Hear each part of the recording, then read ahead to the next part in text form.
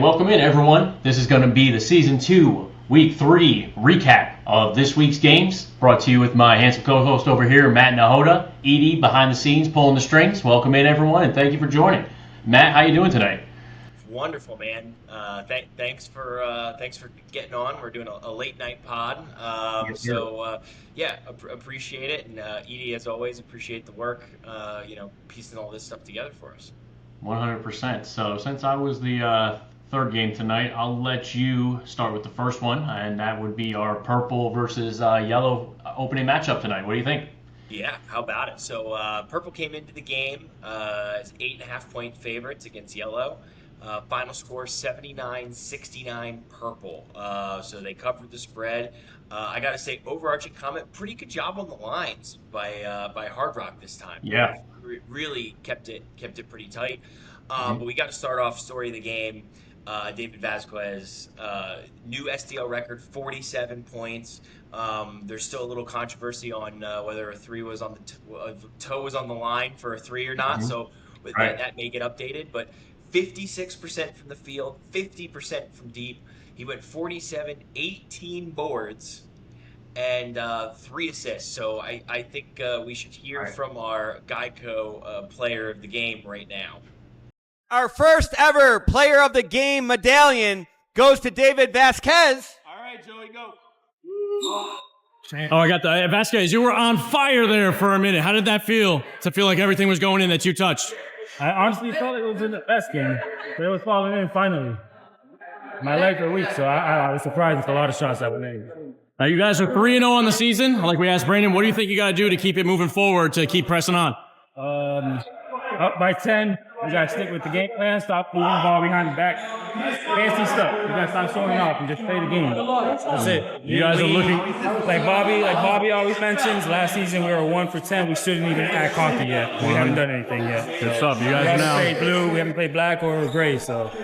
You guys should be close to the top of the standings. Good luck the rest of the way, guys. Good job. So, yep, that was a great interview by David there right after the game. But breaking news, he's actually still second in the SDL high point game ever. Dennis, the Assassin Kelly, still holds the record with 48. So that's a little update for you guys right there.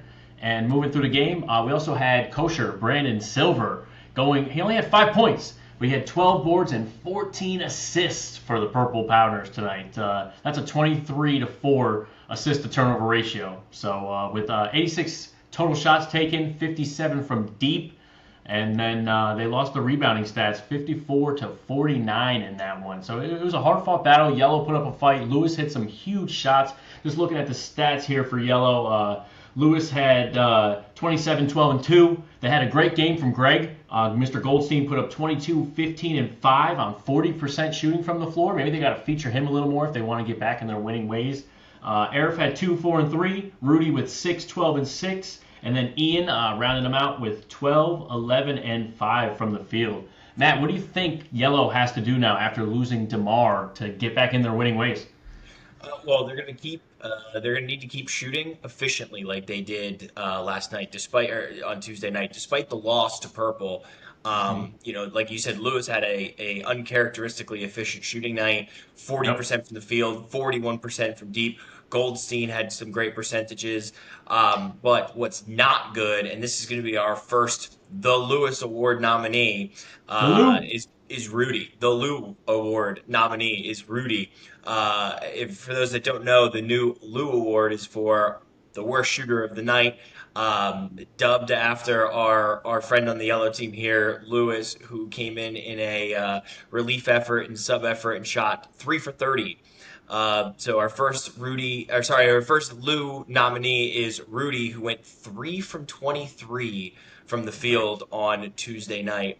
But I gotta say, looking at the flow chart of the game and the way it went, despite it only being a 10-point loss, this game felt like a blowout It did. basically from midway through that first quarter because that was the last time Yellow led the entire game, and frankly they just held at that 10-ish point deficit basically the entire time, so made it tough. Yeah, Yellow's got an uphill battle, but they have won without DeMar, and like we said on last week's pod, Ian is Ian is a bit of an enigma in this league and can some nights go out there and score 30 or 35 points, which could be really, really incredible for him. So Yep. it's really interesting, what Yellow has in front of them, with the rest of the season. Obviously, we poke fun at Rudy and his the Lou Award nominee, but he's got really big shoes to fill with DeMar's absence. 100%. If you're coming in trying to fill in for a number one spot, a all-star player that was on Yellow as in DeMar, those are big shoes to fill, like you just said. I mean, you got to hit some big shots every single week. You got to be consistent. You got to play defense. You got to rebound well. You got to do everything that DeMar did, which is not easy to do. So once again, Yellow got into a quick hole, had an uphill battle the whole way, and it felt like Purple was just kind of toying with them a little bit at parts of the game. They did put up a fight at the end. They hit some big threes by Lewis to keep it close, but like we said, Purple pulled away on this one. And they, in my opinion, they are the number one team in the league now with Gray taking their first loss. We'll get into that later, but they're rolling. Purple is absolutely rolling. Brandon Silver has fit into that team flawlessly, seamlessly, and they are a juggernaut. Absolutely. Really curious to see where they come out in the AP poll standings this week. That will be released later in the pod, so stick around. Breaking news, yep. Let's roll right into game 2 of the night. We had the White Sneaker Warriors versus the Red Eye Rebounders. Now, the Red Eye Rebounders were missing their top 2 players this week. Anthony Escobedo was out. Eric Coffer for the Cow, he was also out. So the spread on this one was massive. It was 23.5-point spread. But Red came out hot. If you were watching the game, they were up almost double digits in the first half there. White couldn't hit many shots, and Red was just killing it from the field. We had Mikey Rosenthal. He had a solid, efficient 19-14.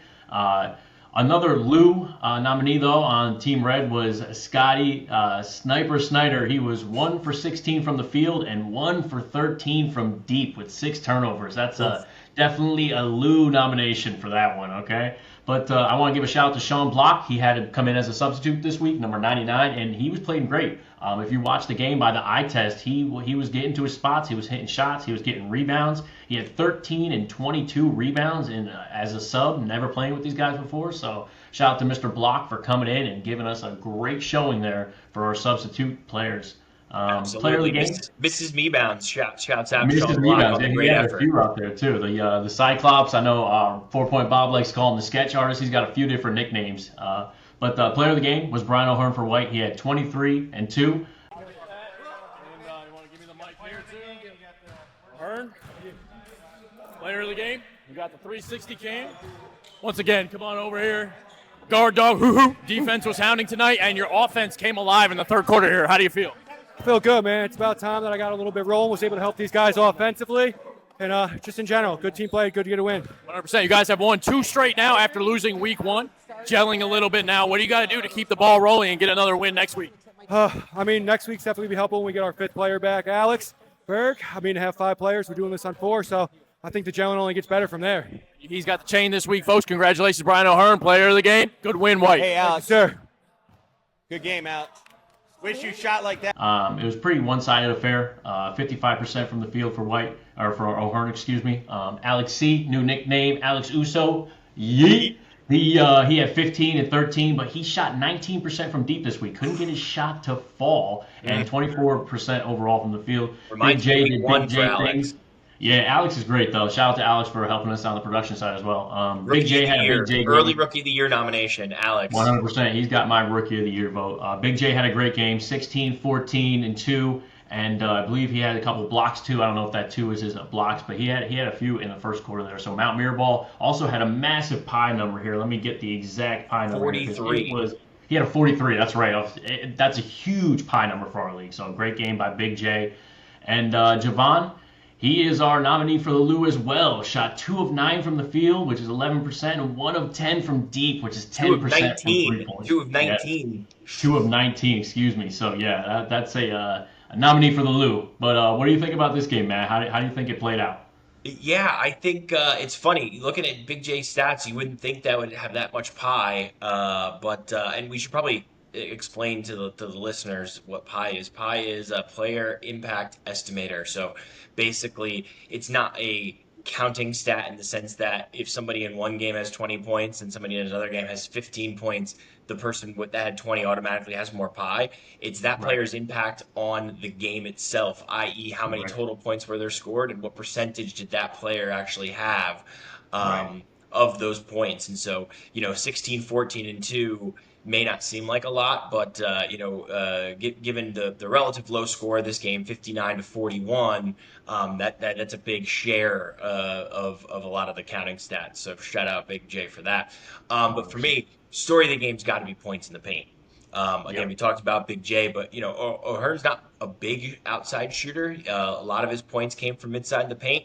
As a total, 34 of White's 59 points came from in the paint, and that's compared to only 12 points for Red, which is about 25% of their points coming from inside the paint. Obviously, Esco, not necessarily a traditional big, but one of the taller guys out there.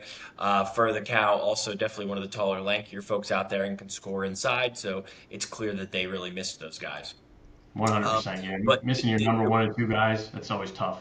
Yeah, exactly. But the weirdest thing, despite this 23.5 point line, which by the way, I think before we knew Esco was out, this line was more like 3.5 or 4.5. But despite the line, Red actually kept this game extremely close until the end. It was unbelievable rewatching the tape.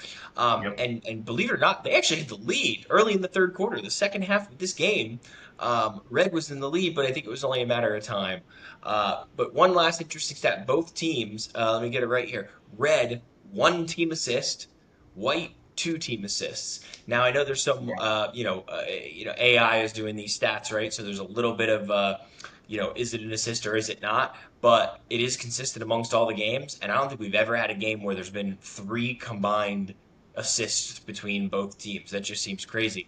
Do we have some selfish ball handlers here and a lot of shot jackers, or was it just one of those weird games without 2 top players? What do you think? I think it's a little bit of a mix of both, because if you look at the stats, we also had, with having 2 players be nominated for the Lou this game, that means there's a lot of missed shots. So there could have been some good passes. They just weren't knocking them down this game, So, I mean, if they hit a couple of those shots, I'm sure that number gets pumped up. But, yeah, you can't just keep bricking. That's going to kill a guy's assist numbers, 100%. It's very, very true. I've been known to squash a few assists myself in honor of the Me-Bound. So I get where you're coming from. Third game of the night, coming into this based on the spread, was likely going to be the game of the week. I think it delivered. It was Black -2.5 versus the Green team. It ended up being 59-55 Black. Again, Black playing your Green Lawn Gladiators. Really weird dynamic, though. Green has Jason Perry, obviously 2 of the best, probably 10 or 12 scorers in the league. And yet you guys were led in scoring by Rob Russman. 4-point Rob can get hot, and just from deep, obviously from 4-point range. He led your team with 19 points. Just a quick update, Rob has shot 59 threes this season through 3 games, and only 7 2-pointers, 7 below the line, 59 behind the line. We had a very un-Dr. J-like game from Jason Perry, 13, 11, and 2 assists, 29% from the field, 14% from deep. And then we talked about it on the pregame pod. Armando revenge game. Obviously, Armando used to play for Black, defending champs. Now he plays for your Green Lawn Gladiators. 9, 11, and 4.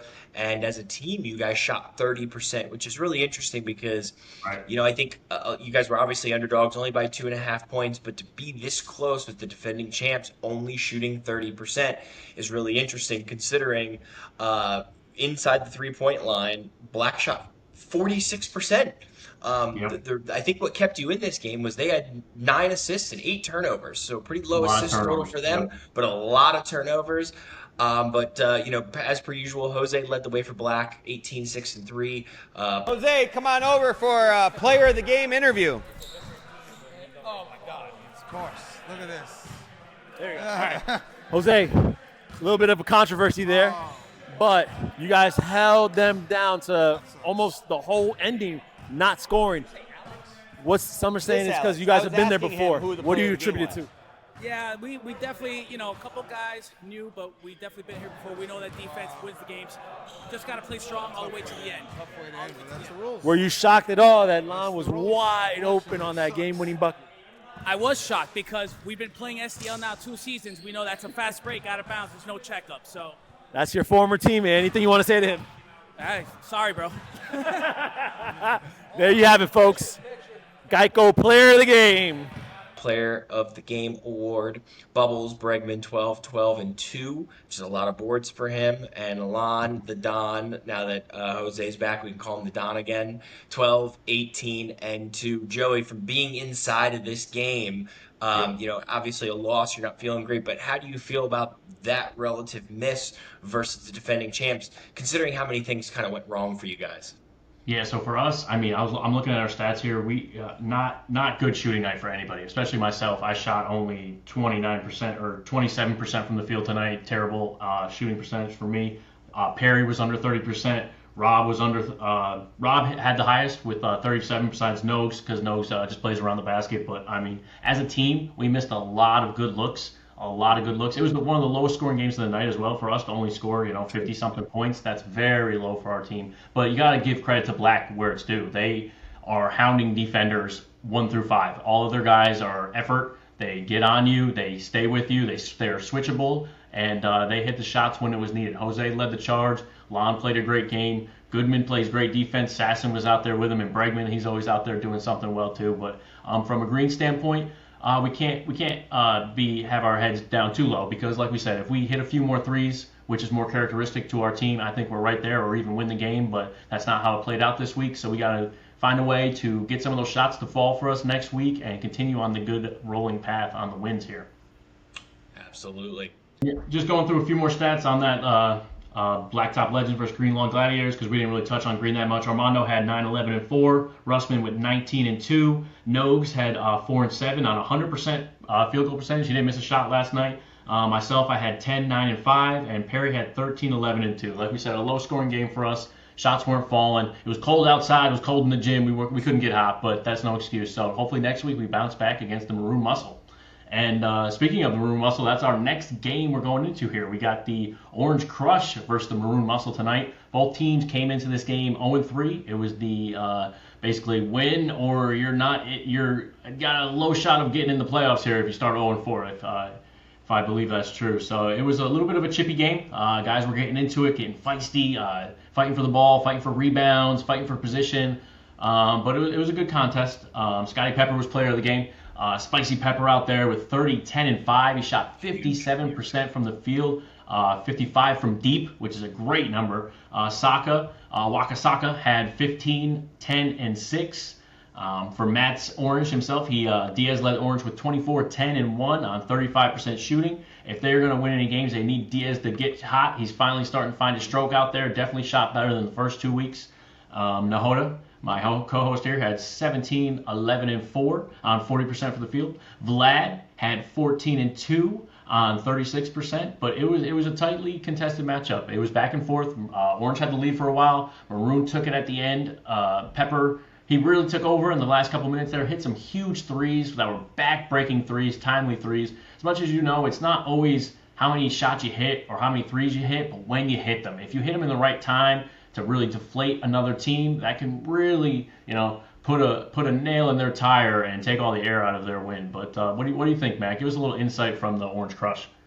Yeah, it was a weird game flow, like you said. Maroon started out 10-0 against us. Defense continues to plague our Orange team, who I believe, we'll have to fact check this, but I'm almost certain the 3 teams that have played this have scored their season high or as near as makes no difference against the Orange team every single week so far. Expect to see some different stuff on Tuesday from the Orange team on the defensive side of the ball. Like you said, you called out Diaz, Vlad, shouting out Rav, and the baby deer Dan White are all good shooters or all capable offensive producers.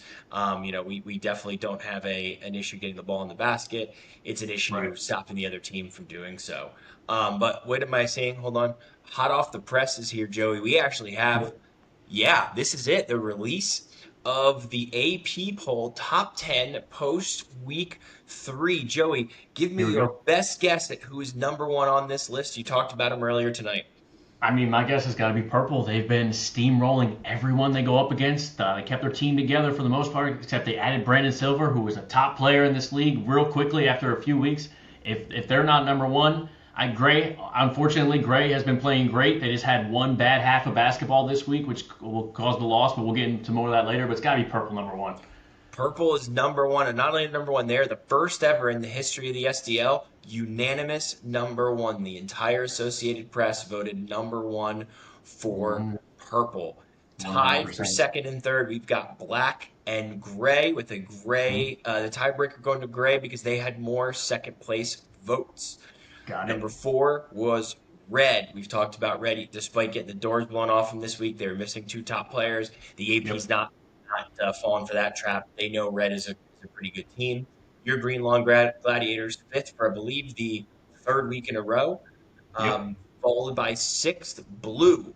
Mm. Blue was, I believe, 7th last week, or even 8th last week, but a huge win over Gray propelled them up the rankings. White 7, Yellow 8, and as we just talked about with the bottom 2 teams duking it out, nobody wants to be last. I hate to wear it. Maroon 1, they're number 9, and Orange, the only defeated team in the league, is number 10. Yep. Any shockers in there, Joey? What do you think of that? Anything surprising? I think no. Honestly, if, once in a while you see someone who's like a victim to the schedule or something like that. But I mean, as the records sit right now, I think that's a pretty good list there. I think blue, green, and red are all in that same kind of tier. You could teeter either one of them in their positions right there. But white is coming together as well. They're gelling and they're starting to get rolling as well. But like I said, everything seems about right there until we'll see how it shakes up at about the mid-season mark. Yeah, funny enough, I actually voted in this exact order. Now, obviously, I wasn't the only one, but Right. the AP poll came out, and this was exactly what I had put in there, which I thought was interesting. Yeah, uh, I'm glad that the AP voters are not, holding that loss against Red. Now, obviously, part of it is you got to have guys that show, but we Mhm. know Esco is one of the most committed guys in this league, doesn't like to miss a lot of games. Right. I'm glad they kind of saw through that. I think green is properly rated. And then I think there's a little bit of cutoff. Blue always plays gray really well. Let's not forget Hmm. blue came into this game 0-2. I think Yep. white at 7 is probably a little underrated. The more I've kind of taken the time to analyze the game, I would probably flip blue and white now. But Right. yellow, maroon, orange are probably in the right order as of now. Again, as we figure out the defense, I think orange is going to kind of rise a little bit, at least a couple Yep. spots here Yep. on the AP poll. Yep. You guys haven't put a whole game together yet, but if you do, you guys could be scary as well. SDL, anyone can beat anyone on any given night for the most part. So I believe you guys are going to pull it together pretty soon. Absolutely. I got to say, so going into this final game of the night was Gray minus 8.5 points against Blue. And as we had alluded to earlier, Blue won that game 67-63. Game of the week from a fan favorite perspective. Obviously, on the last week's recap podcast, we talked with Ellie from Stellar Smiles, Yep. huge Blue Ballers fan. But look, this is a huge upset for Blue. Hmm. Really odd game, right? Obviously, Gray's Yeah. got the Splash Brothers. They have their Goat Storm thing. By the way, good call on the mic, Joey, with the Oh Goat yeah. Storm. It was Um, rolling this week for a while. Blue had 0 players over 20 points. Hmm. Rosenberg 18, 10, and 4. Furman 17, 8, and 3, but 8 turnovers. And Baumauer 16, 2, and 2, plus the game winner off the shoe. Yep. Baumer didn't shoot a great percentage from 3, but on what I'll call loose balls, weird picks, tipped passes, that guy shoots 90% from deep. I mean, he is the master of hitting shots in, Mhm. chaos. Edie, our Yep. man behind the scenes here, 32, 9, and 2. Dennis was 17, 6, and 2. Given all of that, and again, we talked about the Goat Storm. They got a little wide on the flow chart, and then Yep. Blue just brought it all the way back. Joey, my main question for you is, did Blue win this game, or did Gray lose this game? Just to give you a couple more stats before you answer, Gray had more rebounds, more assists, less turnovers. What is in the air when Blue plays Gray? I just don't understand it. For me, it was the tale of two halves. First half, it looked like a run out. And I think a big part of that was Gary the Camper was not there in the first half. They were doing anything they wanted. The Goats were getting into the paint, getting open shots. Brian the Wall was doing his thing down low. The Warden was hitting some shots. Vic was coming in, setting some good screens, getting over. Um, And the Goat Storm was on fire in the second quarter there. Edie Dennis even had a great third, I believe third or fourth quarter too. He was hitting all the shots. They were playing through him. But then when the camper came at halftime and started to impose his will there, you could feel the tide shift a little bit. Well said. It locked in Blues defense, and with that, he was able to set some picks, free up a Rosenberg, get Furman going. Bomber started to hit some shots in the second half. Bobby Buckets hit some big shots at the end of the quarters and stuff like that. It was a really great game to watch in person. If you were there, you would have been on the edge of your seat. I know I was standing up for a lot of it there, but it's tough. I don't want to say the Goats necessarily lost it. I feel like the Ballers being 0-2 back against the wall, they snatched defeat out of the jaws of they snatched victory out of the jaws of defeat there and just were able to pull it out because it came down to the last possession right there. Bomber hit a massive shot, and he even said it in the post-game interview. He was cold all first half, like very, very cold. And for him to come and hit that shot, very huge. Yeah, speaking of the edge of your seat, let's roll the final clip. You actually, pure natural reaction, had to stand up after that game-winning shot. Let's hear it on the call. There it is. Ballers only need 2. You got to go to almost balled for the win. Game over. Bomber. Oh my God! And they break the 0-2. They are team hugging out there. And that brings us to our final stretch of segments here, and we're going to start out with the moment of the night. Look, this is an easy one. I just talked about it. It's got to be the Baumer 3 off of the foot. Huge upset. 0-2 Blue Ballers, versus the Graybeard 2-0 Graybeard Goats. That Baumer 3's got to be my moment of the night. Joey, what about you? 100%, a huge shot there. But for me, staying in the same game, it's got to be Gary the Camper. I was on the broadcast. He was in the chat room. He was letting us know his whereabouts. He's saying, hey, I'm at this road. I'm at this crossroad. I'm coming. I'm this many minutes away. And when he walked into the gym, you could see a sigh of relief come over the rest of the ballers saying, okay, our big guy's here, our all-stars here. And that changed the momentum of the whole game. He came in the gym, started doing push-ups, was getting ready. And that was my moment of the game, watching him walk in like Willis Reed coming out of the booth. And let's bring in Jason behind the camera to give us his moment of the night. Moment of the night for me might have been the greatest bucket in SDL history that will never count. It was O'Hearn's power play bucket that was illegal, electric, a ton of fun. But you can't leave too soon. Not his fault. We all know Bobby has a premature release problem. But electric moment, very cool for everyone in the gym except for anyone on the Warriors team. But ball don't lie, he hit a 3 right after that, so all was good. 100%. Those three moments of the week were huge moments in our plays of the week. And rolling right into that, we're going to go right into the player of the week, none other than David Vasquez. 47-point performance. Let me just give you a full stat breakdown. He had 47 points here. He had 47 points, 18 boards, 3 assists. 3 assists. Huge shots from Vasquez. Most of his shots didn't even look like they were going to hit the rim. Nothing but net. Yellow had no answer for him. Defensively, he was hitting them from inside, mostly outside, and deep behind the three-point line, too. So coming close to the SDL point record, Vasquez, great game, brother. Absolutely. Shout out, Vasquez. And that brings us to our final stretch here, Joey, and the first weekly award for the Lou, a.k.a. the Lewis, the worst shooter of the night. We went through a couple of nominees from earlier in the night, but we've decided, and now before we announce, I will have to say, the winner, if you could call them that, of the Lou, has to wear the Lou medallion the moment they step foot on property or into the gym. Wear that up until warm-ups. They actually have the option to wear it during warm-ups if they so choose, but they have to wear it up through warm-ups. And they will also have their photo taken, maybe a video and an interview to be featured on future podcasts when they eventually, hopefully, pass that award on to the next worst shooter of the night. But our very first inaugural winner of the Lou Bad Shooter Award is Scotty Snyder. 1 for 16 shooting. just a overall really, really tough night for Scotty. Now he had an uphill battle. He's 1 of 13 for deep, and I know the Lou's got nothing to do with turnovers. It was 6 turnovers to boot. Scotty Sniper Snyder, we feel for you. You're the first winner of the Lou Award. Congratulations! You got your name in an SDL record book. Good job. 100%. Sniper could not hit his target last night, and hopefully he comes back next week and turns it back up. Absolutely. Well, folks, until next time, this has been Joey, Jason, and yours truly, Matt, with the SDL Live podcast. Thank you for listening, and tune in Monday for our pregame to week 4.